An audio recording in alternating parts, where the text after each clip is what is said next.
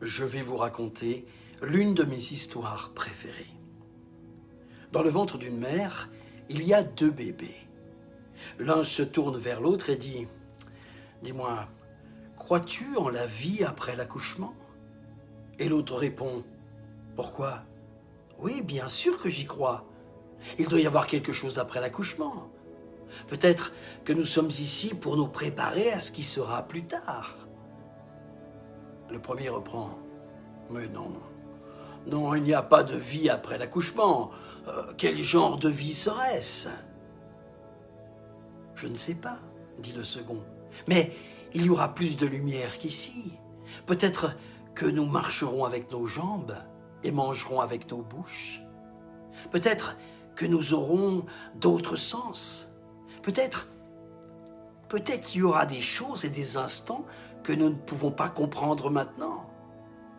Non, tout cela est ridicule.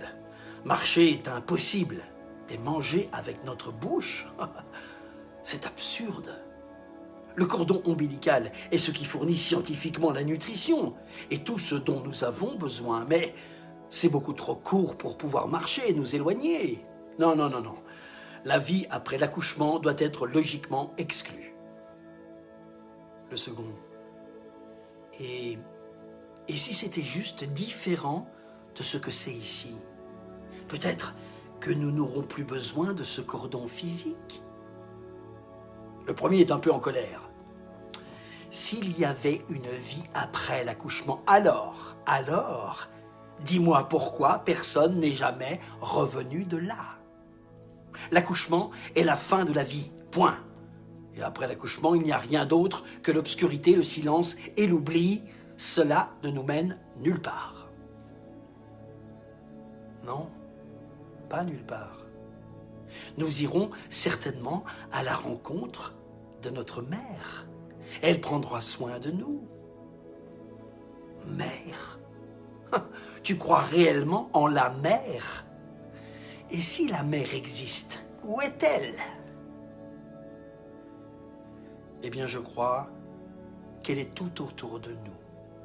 Nous sommes d'elle. C'est en elle que nous vivons.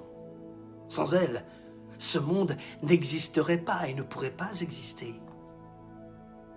Le premier. Mère, je ne la vois pas. Et si je ne la vois pas, c'est logique et évident qu'elle n'est pas là.